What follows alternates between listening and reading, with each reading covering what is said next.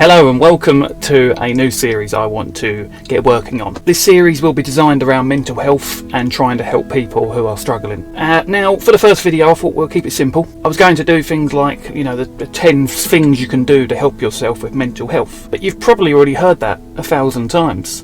Going for a walk, drinking regularly, keeping your blood sugars at the right levels, make sure you talk to somebody. You've heard this 1,000 times. I've said it 1,000 times. So today we're going to talk about more unusual methods and more unusual ways that you can improve your mental health. Now, before I continue, when it comes to mental health, you can't go wrong by using those traditional methods. Exercising, eating healthy, meditation, practicing gratitude, sharing your feelings with friends and family, therapy, medication, there's nothing wrong with them. But as I said, I feel like you probably heard them all and you want to hear something different today. Now, you have to stick with me with these. Number 1, jump on the bed. Now, many of us have lost connection with that playful part of ourselves. We still all have that inner child within us, and it wants to be silly and spontaneous. Now, as a parent, we might frown at our children for jumping on the bed, but it's still a simple way to shake up your routine. It will reduce stress, it will be fun, but if you are trying to set examples there for your children, then consider an alternative, like riding a bike or those kids' colouring books. I've got one,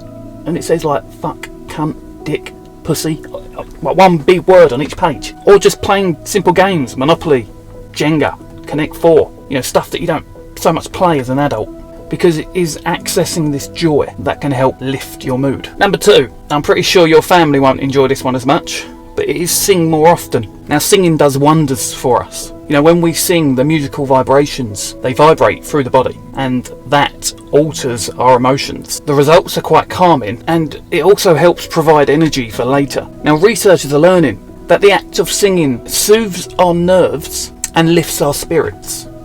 Most likely because singing releases endorphins, which are associated with pleasure. Singing also releases, I believe I'm pronouncing it right, oxytocin, which will produce feelings of trust and bonding, and lesser feeling of depression or loneliness. And this is why singing is good for us. Or joining a choir, just sing your heart out.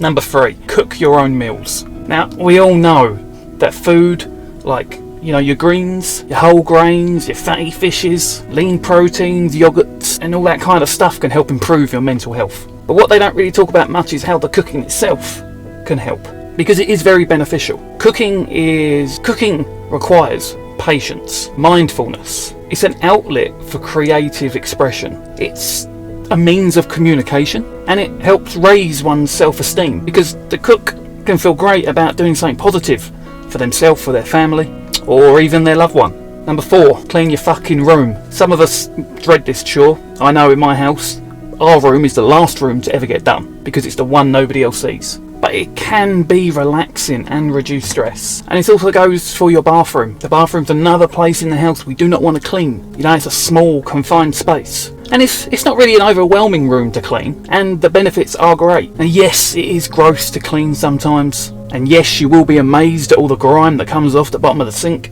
But that feeling of completing it, seeing your bathroom clean, will always help improve your mental health. Just when you finish the job, you just look at it and go, yeah, I like that. That in turn helps. Number 5, watch birds. I mean it, watch birds. Any type, through a window, in your garden. Doing so is associated with lower levels of depression, anxiety, and stress. Now, this is most likely because of the attention restoration theory, which basically says that being in nature or watching nature promotes healing and lessening stress. The researchers didn't find any difference between the type of birds, but it did the number of birds, which was an indication that seeing common birds like robins, crows, and blackbirds on a regular basis is a key factor. Alright, number 6, knitting or gardening. See, gardening and knitting is psychological and socially beneficial, and can lead to better well-being and an improved life. And if knitting or gardening isn't going to be your thing, then you can take up photography, fishing, writing, reading, or even putting puzzles together. These all can help improve your mental health.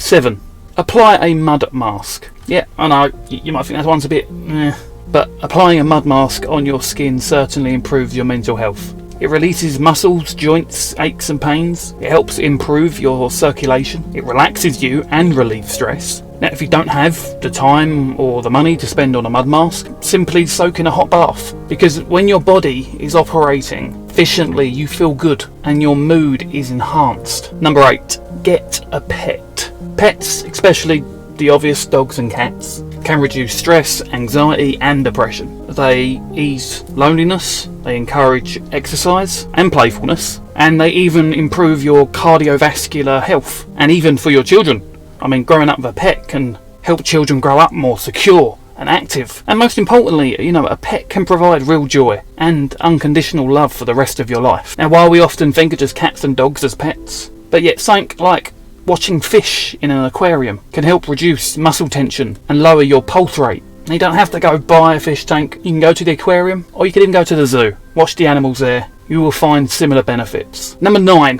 hold a big rock. When you're feeling anxious or agitated, like, when you feel like you're spinning around and you're overloaded with distress, you probably just need to be grounded. And the best way to do this is to find a large rock or any kind of like sizable stone and leave it somewhere maybe outside that you would walk past it every day. And when you see it, bend down, pick it up, hold it in your hand or hands, depending on the size, feel its weight, and then let the stresses and the agitation be pulled down to the ground with the weight of the rock, and then release it and release emotions and then feelings into the rock, and you, as did the solid and steady rock, will remain more calm and peaceful. Alright, final one, number 10.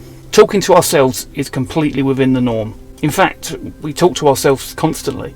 Some will argue that just thinking things through in your head, without speaking out loud, is talking to ourselves. Now, if we speak out loud, it forces us to slow down our thoughts and process them differently, because we engage the language sensor in our brain. By talking to ourselves out loud, we become more deliberate, and this creates a slower process to think, to feel and act, instead of just being bombarded by our thoughts.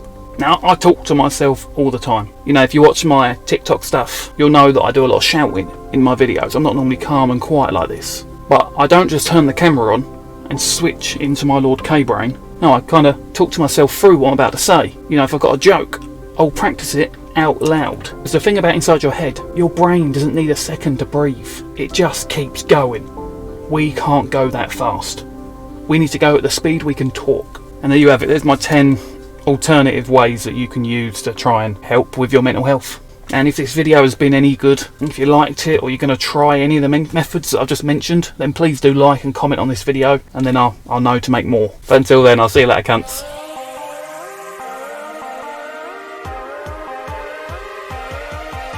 Yeah.